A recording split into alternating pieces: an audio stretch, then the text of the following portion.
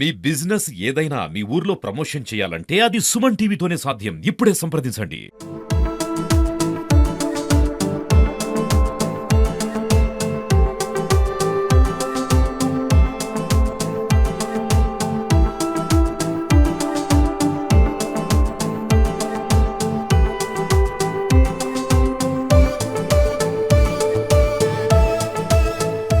BRS party 25 ఏళ్లు పూర్తి చేసుకున్న సందర్భంగా వరంగల్ జిల్లాలో తలపెట్టిన బహిరంగ సభ జోష్ ఉమ్మడి నల్గొండ జిల్లా వ్యాప్తంగా కొనసాగుతుంది. ఇప్పటికే ఎవరికి వారు కేసీఆర్ అభిమానులు బీఆర్ఎస్ పార్టీ శ్రేణులు ఎక్కడికక్కడ ఏర్పాటు చేసుకుంటున్న పరిస్థితి కనపడుతుంది.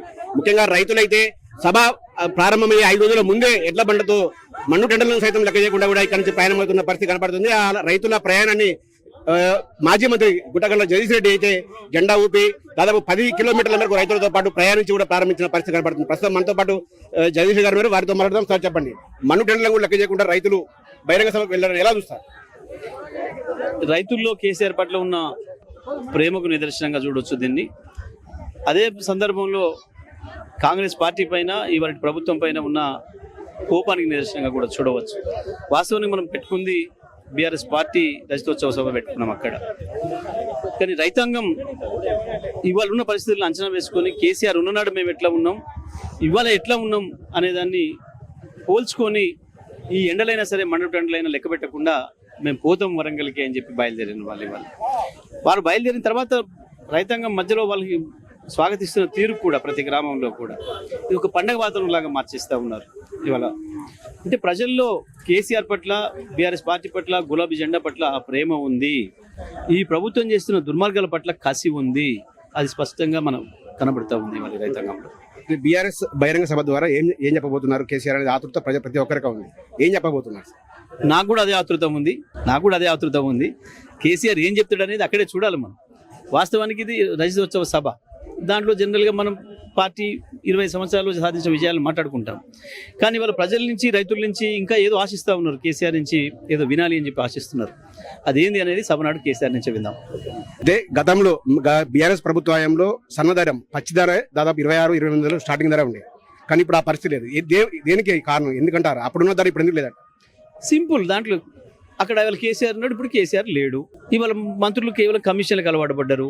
వాళ్ళ మిల్లర్లను మేము ఎన్నడూ కూడా క్షమించలే, దళారులను ఎన్నడూ కూడా ఇన్వాల్వ్ కానియలే. చక్కగా రైతు పండించిన ధాన్యం ప్రభుత్వమే కొనుగోలు చేసింది, ప్రతి గింజ రైతుకి ఎక్కడ కూడా చిన్న నష్టం జరగకుండా చూసింది. కానీ ఇవాళ గొర్రెని కషాయానికి అప్పచెప్పినట్టు రైతాంగాన్ని తీసుకుపోయి దళారులకు అప్పచెప్పింది కాంగ్రెస్ పార్టీ ప్రభుత్వం, మంత్రులు. ఇవాళ మంత్రులు వాళ్ళ దగ్గర కమిషన్లు తీసుకొని రైతాంగాన్ని పట్టించుకోకుండా మీ ఇష్టం వచ్చిన ధర కొనండి, మిమ్మల్ని ఎవడేం చేసేది లేదు అని చెప్పి వాళ్ళకి ధైర్యం ఇచ్చారు. కాబట్టే ఇవాళ రైతుల్ని దోపిడీ చేస్తూ ఉన్నారు దళారులు. లేకపోతే ఇవాళ మనం చూసినాం, ఇప్పుడు మనం దారింటే వస్తూ ఉంటే రైతాంగం ఏ రకంగా రాస్తారోకో చేసి వాళ్ళ వడ్లను తగలబెట్టుకుంటామని చెప్పి రోడ్డు మీకు వచ్చినారు. వాళ్ళు చెప్పిన మాట విన్న మనం ఆశ్చర్యంగా ఉంది. వారం రోజులైంది, మేము 15 రోజుల క్రితం కళ్ళంలో పోసినాము, ఇప్పటికి 2 సార్లు తడిచినాయి.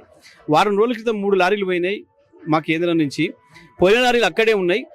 ఈ ధాన్యం ఎవరిదో ఆ రైతు వస్తేనే, ఆయన బస్తాకు 10 రూపాయలు ఇస్తేనే మేము దించుకుంటాము అని చెప్పి వారం రోజుల నుంచి అక్కడనే పెట్టి మమ్మల్ని ఇబ్బంది పెడుతున్నారు, మమ్మల్ని రమ్మని పిలుస్తున్నారు రైతులేనని చెప్పి వాళ్ళు రోడ్డు మీకు వచ్చి గొడవ చేస్తారు. ఇవాళ మిల్లు దగ్గరికి మేమెందుకు పోతాం, ఇక్కడనే మేము ప్రభుత్వానికి ఇచ్చేసినాం, ఇప్పుడు మాకేం సంబంధం ఇంచి ప్రభుత్వం తీసుకుపోయిన తర్వాత అని చెప్పి రైతాంగం మాట్లాడుతూ ఉన్నారు. రైతాంగం అడిగేది న్యాయమైంది. వాస్తవానికి ఇటువంటి దుర్మార్గాలు జరుగుతాయని ఊహించలేదు.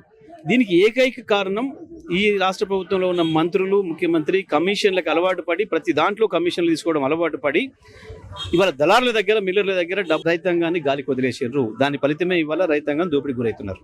ఇంకా కాంగ్రెస్ ప్రభుత్వ పాలన 2.5-3 ఏళ్ల వరకు ఉంది.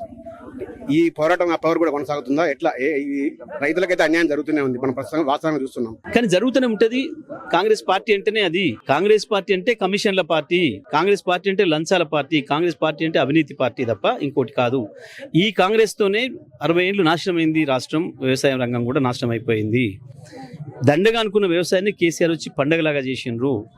ఇవాళ మళ్ళీ ఏడాది అర్థం అయ్యేటప్పటికీ ప్రజలకు అర్థమైపోయింది ఏ రకమైన ఇబ్బందులు వస్తున్నాయో. కానీ బీఆర్ఎస్ పార్టీగా మేము ఇవాళ ప్రతిపక్షంగా కొట్లాడటం మా బాధ్యత, ప్రజల తరఫున నిలబడటం మా బాధ్యత. తప్పకుండా ప్రజల వెంట ఉంటాం, జరిగే అన్యాయాన్ని ఎదిరిస్తూనే ఉంటాం, కొట్లాడతాం, ప్రజలకు న్యాయం చేయించడానికి మా ప్రయత్నం మేము చేస్తూనే ఉంటాం. Thank you sir.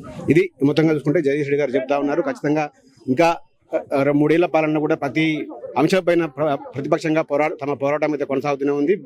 బహిరంగ సభలో కేసీఆర్ ఏం మాట్లాడుతాడో అన్న ఆతృత ప్రజలకే కాదు నాకు కూడా ఇంకా ఆతృతగా ఉందని జగదీశ్వర్ గారు చెబుతా ఉన్నారు. దాదాపుగా 10 కిలోమీటర్లు రైతులతో పాటు ఎడ్ల బండిపై ప్రయాణించిన ఆయన మనుటెండలను కూడా లెక్క చేయకుండా అయితే వరంగల్ బహిరంగ సభకి అయితే రైతులతో కలిసి వెళ్తున్న పరిస్థితి కనబడతారు.